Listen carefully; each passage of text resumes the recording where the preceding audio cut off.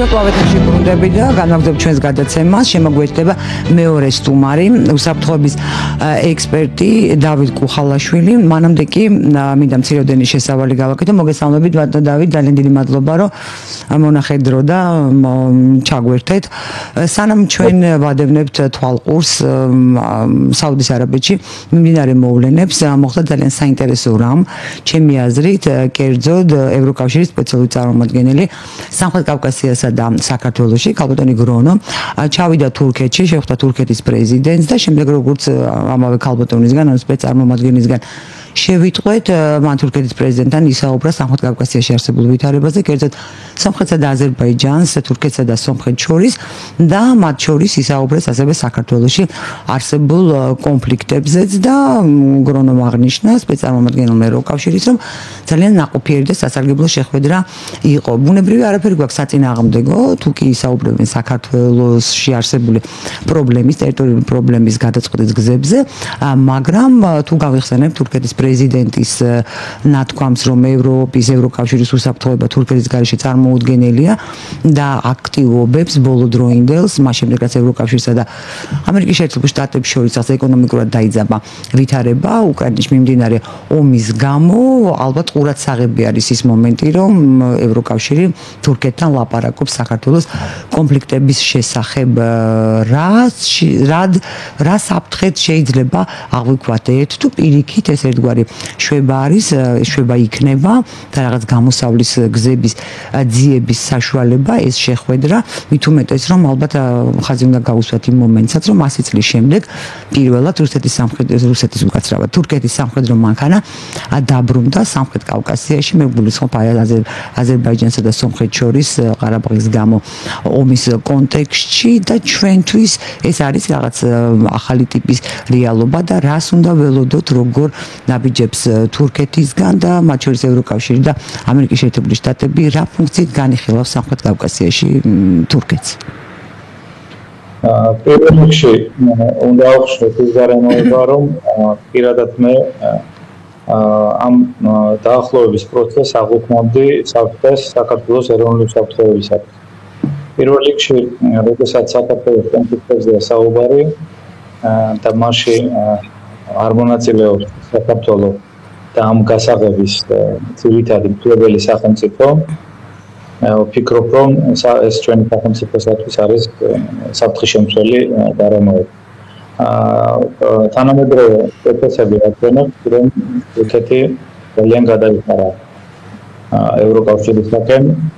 ის არის დიდი სახელმწიფო, მას რა თქმა უნდა აქვს თავისი სტრატეგიული ინტერესები და ვფიქრობ, რომ ძალიან არ მინდა რომ ყველაფერი ისე მოხდეს, როგორც იყო სადღაც 100 წლის წინ და ცოტა მეტი ხნის წინ, მაგრამ ჩვენ არასოდეს არ უნდა ვიყოთ უკაცრავად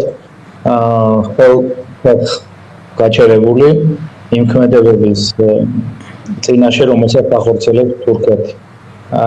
ამიტომ ვფიქრობ, რომ ევროკავშირის დამოკიდებულება საქართველოსთან მიმართებაში არის საფრთხის-შემცველი, მათი ყოველდღიურობა ბოლო 2 წლის განმავლობაში განსაკუთრებით ამაზე მიანიცნობს, ისინი პრაქტიკულად მოღვაწეობენ საკუთარი ქვეყნის სადაზვერვო ინტერესების ევროკავშირის სახელმწიფოები, ის მნიშვნელოვანი ნაწილი, რომელიც სრული დამოკიდებულებით გამოირჩევა საქართველოსადმი და ვფიქრობ, რომ დაახლოება თურქეთთან ეს არ არის ძალიან კარგი მდგომარეობა საქართველოსათვის და კიდევ ერთხელ ვიმეორებ, რამდენად თავსებადია ეს დაახლოება დანარჩენი სამყაროსათვის, იმ სახელმწიფოებისათვის, რომლებიც დომინირებისათვის იბრძვიან სამხრეთ კავკასიაში, აი საკითხი არის წინ გამოხატული და ვფიქრობ, რომ ამ შემთხვევაში კიდევ უფრო გაგრძელდება. ამიტომ უნდა ვიყვეთ, რა თქმა უნდა, იმედით, მაგრამ აუცილებლად ძალიან დიდი მოძრაობით და ძალიან დიდი ვაჭრობით, რომ ჩვენი ეროვნული ინტერესები არ დაზიანდეს. მე ვერ ვხედავ ყოველ შემთხვევაში ამ ეტაპზე იმ აუცილებლობას, რომ იმ კონფლიქტებზე, კონფლიქტურ ტერიტორიებზე, რომლებზედაც თქვა თურქეთი და ევროკავშირი საუბრობდა, ამ ორი ერთი სახელმწიფოსა და მეორე გაერთიანების რაღაც მნიშვნელოვან მათი ესეთი ჩარევა რაიმე სარგებლობს უკეთეს საქართველოს. ჩვენ არ უნდა დაგვაუწყდეს, რომ ზოგადად ერთ-ერთ ტერიტორიაზე, რომელიც ოკუპირებულია, საკმაოდ კარგად პარტნიორობს მნიშვნელოვანი თურქული კომპანიები და კომპანიები. ეს არის იდენტიფიცირებული, რა თქმა უნდა, საფრთხე. ეს იმას ნიშნავს, რომ ალბათობის მაღალი ხარისხის თურქეთი ამ ქმედებით პატივს არ ხდენს საქართველოს სუვერენიტეტს მიუხედავად მისი დეკლარირებული პოზიციისა, ამიტომ კიდევ ერთხელ დავიმეორებ, მე ჩვენთვის არ არის ახლა რაღაც ახალი და ამაში უბრალოდ ერთი რამ უნდა დავინახოთ, რომ ყველა სახელმწიფოს გააჩნია თავისი სადაზვერვო ინტერესები და ის სწორედ სადაზვერვო ინტერესებით მოქმედებს საქართველოსთან მიმართებაში. ერთხელ ერთი დეკლარირებული პოზიციით ის საქართველოს ტერიტორიულ მთლიანობას ხარჯ უჭერს, მაგრამ მეორე და ფაქტობრივი მდგომარეობით მოღვაწეობს საკუთარი ქვეყნის ეკონომიკური და პოლიტიკური უსაფრთხოების უზრუნველსახებას. ამიტომ ეს ბუნებრივიც არის, ეს ჩვენ არ უნდა გვიკვირდეს, ეს ჩვენ არ ხელმძღვანელობთ ხოლმე ჩვენი ინტერესებით, თორე დანარჩენი სახელმწიფოები ბუნებრივია გაატარებენ მათ შორის ჩვენს ხარჯზეს თავიანთ ინტერესებს.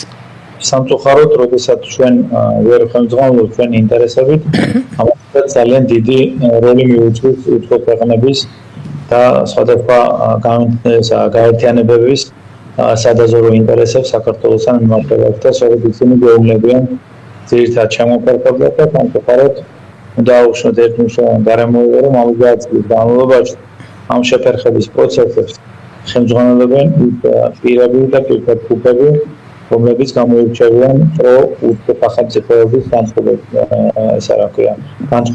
ეს ყოველთვის ხელს უშლის ქვეყნის ეროვნული საფრთხეების სისტემის მდგრადების შენარჩუნებას. თუ კარგად გაანალიზდება სისტემურად ის თემა, რაზეც ახლა მე თქვენ ვესაუბრებ, ჩვენ მივიღებთ ერთობას, რომლებიც სხვადასხვა უწყებებს 50 წლის განმავლობაში მოღვაწეობის განმავლობაში მხოლოდ მავნებელ ქმედებებს ახორციელებდნენ საქართველოს ეროვნული ინტერესების საწინააღმდეგოდ. დანარჩენი უკვე ეს არის კონსადაზვერვო ფაქტორის პრეროგატივა და საქართველოს გენერალური ოპერატორის პრეროგატივა და მათ უნდა მიიღონ სამართლებრივი დევნასთან დაკავშირებით სხვადასხვა ტიპის გადაწყვეტილებები, თუ გვინდა რომ სიტუაცია შეიცვალოს უფრო დადებითი კუთხით. და ბატონო დავით, თურქეთი როგორ შეიძლება გამოიყენოს? ახლა თურქეთისთვის ძალიან კარგი შანსია და მე მესმის ევროკავშირთან დაახლოების, უბრალოდ ევროკავშირს რომ დაანახოს თავისი საჭიროება და ის მოხერხებულად იყენებს ერდოღანი ამას და ამაში არაფერი არ არის გასაკვირი, პირიქით ეს მოსალოდნელიც იყო და როგორ ჩანს მიიღო ევროკავშირმა ეს გამოწვევა და რაღაცა ესეთი ჟარგონით ვიყო გაუგორა, თქვათ თურქეთს, როდესაც ეწვია სპეცსამომადგენელი, სწორედ ამის მანიშნებელია და შეიძლება არაოფიციალურადაც იქ გაცილებით უფრო აქტიური ურთიერთობა არის ბრიუსელსა და ანკარას შორის. თურქეთის მეშვეობით რა ტიპის ზეწოლის განხორციელება შეუძლია, თქვათ, ევროკავშირს იმ განცხადებების გათვალისწინებით, რაც აკეთებენ ხოლმე ევროპარლამენტარები და ევროკავშირის ზოგიერთი სახელმწიფოს ლიდერი. ჩვენი უპირველესი ამოცანა ჩვენი სახელმწიფოს იმ ჯგუფისა, ვინც მოღვაწეობს საგარეო პოლიტიკური გადაწყვეტილების მიღებაზე და მათ შორის სპეცსამსახურები აუცილებლად მიდრეკილი უნდა იყვნენ იმ მიმართულებაზე, რომ არ დაუშვან თურქეთის დაახლოება ევროკავშირთან. აი ამისათვის აუცილებელია, რომ საქართველოს გამონახოს მყარი საგარეო პოლიტიკური ურთიერთობები ისეთ სახელმწიფოებთან, რომლებსაც აქვს შესაძლებლობა რომ ამ პროცესზე გარკვეული ზეგავლენა მოახდინოს. რომელი სახელმწიფოები ესენ თქვათ ირანი, რუსეთი? ნებისმიერი სახელმწიფო არის გამოყენების რეჟიმში ჩასაყენებელი, რომელიც თქვათ იქნება გამოყენებული საქართველოს ეროვნული საფრთხეების ინტერესებიდან გამომდინარე. ამიტომ სადაც არსებობს ეროვნული საფრთხეების ინტერესები, ამ შემთხვევაში და როგორც საერთაშორისო ურთიერთობები აქ არაფერს განსხვავებულს არ გეუბნება, ნებისმიერი ტიპის და ნებისმიერი მოცულობის სახელმწიფოს გამოყენება შესაძლებელი იმისათვის, რომ შენი სტრატეგიული ინტერესები აღასრულო. ამიტომ ვფიქრობ, რომ მე კონკრეტულად არ გამოვყოფ რომელიმე სახელმწიფოს, ამაზე ინფორმაცია უნდა გააჩნდეს ქვეყნის სადაზვერვო უწყებას და საგარეო პოლიტიკური გადაწყვეტილების მიღების გულს. რომელ სახელმწიფოსთან უფრო არის მნიშვნელოვანი თანამშრომლობა, მათ შორის საიდუმლო თანამშრომლობა, რომ ის დამაზიანებელი ახლო დაკავშირება თურქეთსა და ევროკავშირს შორის არ მოხდეს და როდესაც დამაზიანებელ კავშირზე ვსაუბრობ, ეს არის ინტერესთა თანხმდრო საქართველოს ინტერესების დაზიანება. ვფიქრობ, რომ თურქეთი ამაზე უარს არ იტყვის, ამის შესაძლებლობა ყოველ შემთხვევაში არსებობს, თუ ევროკავშირი დააკმაყოფილებს თურქეთის ინტერესს. აი რა შეიძლება იყოს ამ შემთხვევაში თურქეთის ინტერესი? მე არ მგონია მას უნდა კიდევ ევროკავშირში გაწევრიანება, ევროკავშირი დათანხმდეს თურქეთში გაწევრიანებას. რა შეიძლება შესთავაზოს ევროკავშირმა თურქეთს ისეთი, რაც თურქეთს მიაღებინებს ევროკავშირის პირობებს შემდეგ, რომ გაატაროს ევროპასის ინტერესები, ანუ თურქეთის ევროკავშირში არ გაერთიანების ერთ-ერთი ძირითადი მიზეზი გახლავთ ის, რომ თურქეთს არ მისცენ ეკონომიკურ ბაზრებზე მასშტაბური გასვლის შესაძლებლობა. ამიტომ თურქეთი ხმოვნად იწვის იმისთვის, რომ და ნებისმიერი სახელმწიფო, მაგრამ ამ შემთხვევაში თურქეთს დაუბრუნდეთ, რომ მან დაიფოს საერთაშორისო ბაზრები, მას ამის შესაძლებლობა აქვს და აქედან გამომდინარე გარკვეული შეთავაზება, რომელიც თურქეთს მიცემს ეკონომიკურ სარგებელს და ეკონომიკური სარგებლის მასშტაბის გაზრდას, შესაძლებელია თურქეთმა იგი გამოიყენოს საქართველოს პოლიტიკური ინტერესების დაზიანებას. ამიტომ ამ მიმართულებაზე აუცილებელია რომ განსაკუთრებული ყურადღება გამოიჩინოს. და რა შეიძლება შესთავაზოს მეთქი ეს ბაზარი შეიძლება ევროკავშირმა შესთავაზოს? რა თქმა უნდა.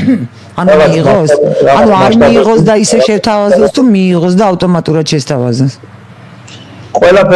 ყველაფერი უნდა დაუშვათ ყოველ შემთხვევაში ალბათობის დონეზე, ვერსიების დონეზე, რომ იდენტიფიცირებული იქნას ყველა საფრთხეები, რომ შესაბამისად ქვეყნის შესაბამისმა უწყებებმა და საჯარო პოლიტიკურ გადაწყვეტილებაზე მომუშავე ჯგუფმა სწორად შეაფასოს რისკები და დაგეგმოს მონიზებები ამ საფრთხეების ნეიტრალიზაციის ან რისკების გამოქმედების მინიმუმამდე დაყენისათვის.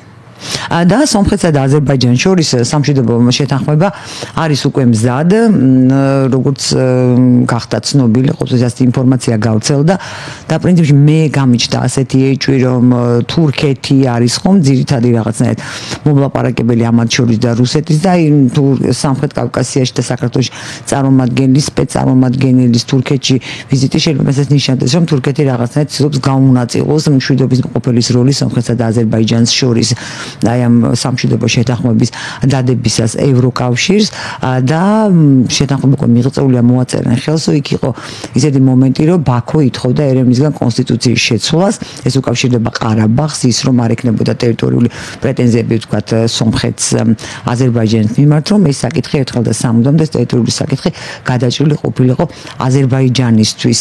ამ შემთხვევაში სომხეთი როგორ დაიყოლიეს, იქ არ არის ხო საპროტესტო აქციების მე გადავხედე სომხურ ელექტრონულ მედიას და არაფერი რაღაცა განსაკუთრებული, თუმცა მე რომ მკითხოთ საკმაოდ ის არის, ხო?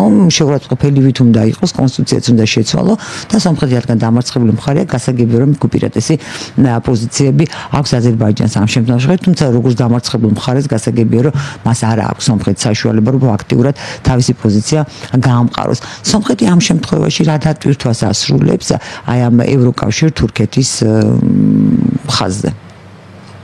ჩვენ პირველ რიგში მაინც აქცენტი უნდა გავაკეთოთ იმაზე, რომ თანამედროვე ეტაპზე სომხეთი დასავლეთის განსაკუთრებული ინტერესია, მათ შორის როდესაც აქტიური ფაზა საქართველოსთან მიმართებაში დაასრულა ამერიკის შეერთებულ შტატებთან.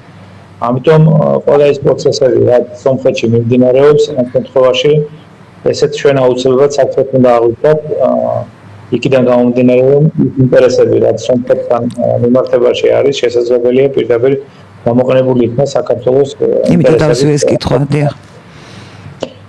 რაც შეეხება ყარაბაღის პრობლემის მოგვარებას, მე არ ვფიქრობ, რომ ყარაბაღის პრობლემა საფუძვლიანად არის მოგვარებული ან მოგვარდება.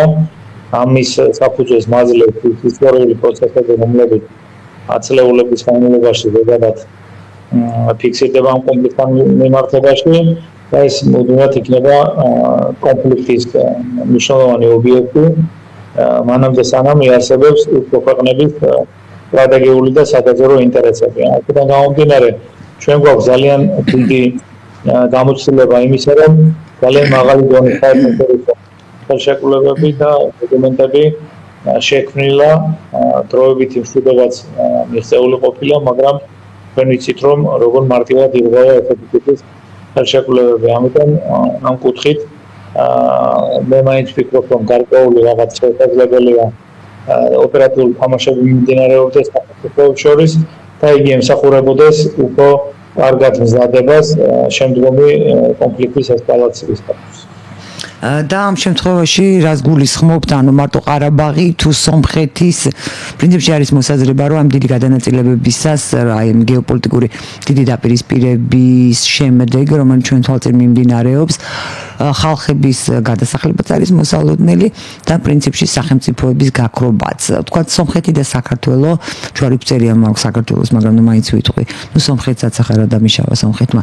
სომხეთსა და საქართველოს, სომხეთი და საქართველო არის იმ სათუო ქვეყნების სიაში, რომლებიც შეიძლება შეეწიროს აი ამ გეოპოლიტიკურ გადანაწილებას და გეოპოლიტიკურ ინტერესებს, მათ შორის რეგიონული სახელმწიფოებისაც. რა თქმა უნდა, ამაზე ცალსახად შემიძლია ვთქვა, რომ ყველა ის ინფორმაციული ნაკადები, რასაც ჩვენ წლებია უკვე განსაკუთრებით რაც დამოუკიდებელი ბავშვი და განსაკუთრებით ბოლო 2 წლის განმავლობაში გვაძლევს იმის საფუძველს, რომ ვარაუდ გამოთქვა ვარაუდი იმ კუთხით, რომ მთლიანად სამხრეთ კავკასია ეს არის ძალიან მაღალი სადაზვერვო შეხედულობის ობიექტი და შესაბამისად ყველა ტიპის მოქმედება, რაც შეიძლება განვითარდეს ამ ქვეყნების ეროვნული ინტერესების საწინააღმდეგოდ არის დასაშვები და ამაზე სახელმწიფო აუცილებლად უნდა მუშაობდეს, უნდა რისკებს აფასებდეს კიდევ ერთხელ ვიმეორებ და უნდა ქონდეს შესაბამისი სისტემური მიდგომები, რომ ამ რისკების შეფასების შემდგომ საკითხების იდენტიფიკაცია, ნეიტრალიზაცია მოახდინოს ან რაც შეიძლება მინიმუმამდე დაყვანა. ჩვენ თუ დავაკვირდებით, ახლა ამ საქართველოს ვისაუბრებთ. საქართველოს განვითარებულ მოვლენებს, ვფიქრობ, რომ დადებითი მოვლენა გახლავთ ის, რომ სახელმწიფომ უპრეცედენტო შეცვლას გაუძლო. მე არ ვიცი, ახლა ეს მარტო სადაზვერვო სამსახურების მეშვეობით არის მოწეული, თუ ეს ინდივიდუალური, თქვათ, კონკრეტული პირების და პირთა ჯგუფების მიერ არის მოწეული, მაგრამ მაინც რაღაც ეს დროებითი მშვიდობა მოწეულია და არ მიეცა სახელმწიფოებს უცხო სახელმწიფოებს იმის საშუალება, რომ თქვათ, აქ ძალადობრივი გადატრიალება მოხდა და ზოგადად სახელმწიფოებრივი არ გახდა. ვფიქრობ, რომ ეს დადებით მომენტად უნდა შეფასდეს. და იმეც ვიტყოდ, რომ ანალოგიური ფენერული მიდგომებით და დაწესებებით შესაძლებელია, რომ ჩვენ სამშვიდობოს გავიდეთ და ქვეყნის ეროვნული ინტერესები არ დაზიანდეს იმ დონემდე, რომ ჩვენ სახელმწიფოებრივად დავუკარგოთ. და ასე უსაფრთხოებას უკავშირდება ერთი ძალიან მნიშვნელოვანი საერთოდ თითქოს არ უკავშირდება და სინამდვილეში ანუ გარეგნულად ისე ჩანს რომ არ უკავშირდება, მაგრამ სინამდვილეში უკავშირდება. დიდი ზეობა იყო და არის ჯერჯერობით ღამის კლუბების, სადაც ეგრეთ წოდებული კლუბური ნარკოტიკი, რომელიც სრულად ანგრევს და ანადგურებს ფსიქიკას, ფიზიოლოგიას და უამრავი ლეტალური შედეგის და შემთხვევაც არის ცნობილი. ძალიან ადვილად არის ხელმისაწვდომი. არ ღირს ძალიან, აი შეიძლება ითქვას ჟარგონით ვიტყვი, დაიყარა, მოგეთ დაყრილია ეს ეგრეთ წოდებული კლუბური ნარკოტიკები და რაღაც ერთგვარ გაიტიპობად ითვლება, როდესაც ღამის კლუბში დადიხარ, ისე სუმიკურს ეს ის სეგმენტია, რომელიც ევროპაში მიდის და რადგანაც ღამის კლუბში რო ერთობიან, იმას გულაობები ქვია, ეს ძალიან მეუძნაურება, როგორც საინტერესოდ არის დამყნობილი. და მიიღოს საკმაოდ ლიბერალური, იყო დამოკიდებულებას ლიბერალური ქონდა ჩვენ კანონმდებლობაც, თუმცა ეხლა იმიტომ რომ ნარკოტიკს მოიხმარს, რა თქმა უნდა მეწინააღმდეგი ვარ, რომ ადამიანი იყოს ციხეში, თუ კი არ არსებობს მისი რეაბილიტაციის, სარეაბილიტაციო პროგრამა და სარეაბილიტაციო საშუალებები, მაგრამ ჩვენ გვახსოვს მაგალითად 2 წლის წინათ რუსთაველის გამზირზე ჩვენი თანამემამულე მამაკაცებმა ჩაატარეს ჯანღუნის სავსეებმა ჩაატარეს აქცია, რომელიც შეეხებოდა თქვა არამონობას და იმიტომ ჯარში სამსახური არ უნდა, ხოლო უფრო ადრე ნარკოტიკების სრულ ლეგალიზაციას, ყველა სახის ნარკოტიკის. ნარკოტიკების და ეხლა სახელმწიფო სახელმწიფომ მიიღო გადაწყვეტილება გაამკაცოს ნარკოპოლიტიკა და ეს რაღაცა დაემთხვა 2028 წლამდე ევროკავშირთან, აი დაახლოებით პროცესის გაყინვას, შემდეგ უფრო მზად და ღირსები ვიყოთ მათი 2008 წლის ბოლოსთვის და შემდეგ განვაახლებთ ამ ურთიერთობას. და ამას დაუკავშირდა ნარკოპოლიტიკის გამკაცრება. ეს რაღაცა გამიჩინა ეჭვი, ეს ხელმისაწვდომობა, ნარკოტიკების გავრცელება, ახალგაზრდების თვითის დაბინდვა, ფიზიოლოგიურადაც ძალიან რთული რაღაცები ემართებოდათ ეს რაღაც გარედან ხო არ იმართებოდა ეს პროცესი და ერთგვარი მოთხოვნა ხო არ იყო იმიტომ რომ ადამიანის რესურსი არის მთავარი რესურსი სახელმწიფო შენ თუ არ ყავს ადამიანი შენ სახელმწიფოც აღარ გექნება შემდეგ და ახალგაზრდობა ჩვენი მომავალი ხო ის ადამიანები ვინც უნდა მართოს ეს სახელმწიფო გარედან ხო არ იმართებოდა ეს პროცესიც რომ ნარკოტიკები არ ყოფილიყო შეზღუდული და ღამის კლუბებშიც აი ჩვენი ახალგაზრდები გამოთაყვანებული იყვნენ იმიტომ რომ ეს სრული ჯოჯოხეთია და მე ვფიქრობ არ უნდა არსებობდეს პირველ რიგში უნდა აღვნიშნოთ ის გარემოება რომ ნებისმიერი საკანონმდებლო ცვლილება მათ შორის ლიბერალური კანონმდებლობის მიღება თუნდაც ამ მიმართულებით აუცილებლად უნდა იყოს თავსებადი ოპერატიული ვითარებისათვის. აი იმის გათვალისწინებით რა ოპერატიული ვითარება გვაქვს სახელმწიფოში უნდა მივიღოთ ესა თუ ის კანონმდებლობა და თუ ეს კანონმდებლობა მიღებულია ამ გარდაცვალისწინებით ეს უკვე საფრთხეა და ამ საფრთხეზე თქვენ უკვე ისაუბრეთ და მე ამას მე ვფიქრობ რომ აღარ უნდა გავშალოთ. იმიტომ რომ პრაქტიკულად მიღწეულია მიზანი რომ სახელმწიფო ძალიან დიდი კრიზისის წინაშე დგას ბოლისუნარიან და ქრონიკუნარიანი ადამიანების მხრივ. ჩვენ აუცილებლად ამ ნარკოტიკთან დაკავშირებით უნდა გავისვალოთ ის გარემოება რომ სადაზვერვო პროპაგანდის შედეგად და ასე მძიმე სოციალური ეკონომიკური მდგომარეობის გამო მოსახლეობის მნიშვნელოვანი ახალგაზრდები განსაკუთრებით ტოვებენ სახელმწიფოს და პრაქტიკულად სახელმწიფო არის ძალიან დიდ კრიზისში. ახლა რაც შეეხება უცხო სახელმწიფოები მართლმადიდებლურ პროცესს.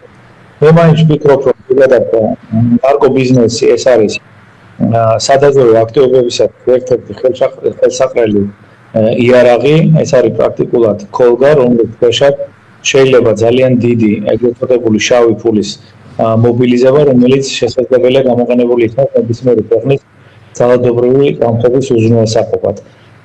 ესე იგი, თანამედროვე ეტაპზე განვითარებული მოვლენები ადგენს, რომ სახელმწიფო ბიუჯეტიდან სხვადასხვა მიმართულებით, მათ შორის კონსტიტუციური წყობილების ძალადობრივი დამხობის კუთხით გარკვეული თანხების გამოყოფა, ეს არის მაღალი რისკის შემცველი, იმის გამო, თუ ამას ხელისუფლება გაიშიფება, ამ შემთხვევაში შესაძლებელია, რომ მას პოლიტიკური არამედ სისტემატური დაფუძნება დაუწესოს.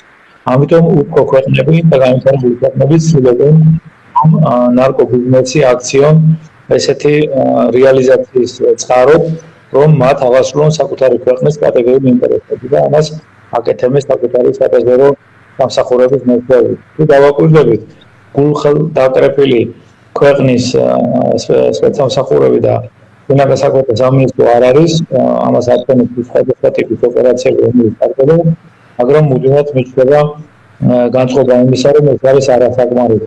ეს იმას ხელშეუხებელი კასტაა, ხო თითქოს ეს რაღაცა ბასიანიც, რაღაცა გაღმერთებული და თვითონ რაღაცა მეორე ადგილი რაღაცა ევროპაში ისეთი ის არის, რა ქვია.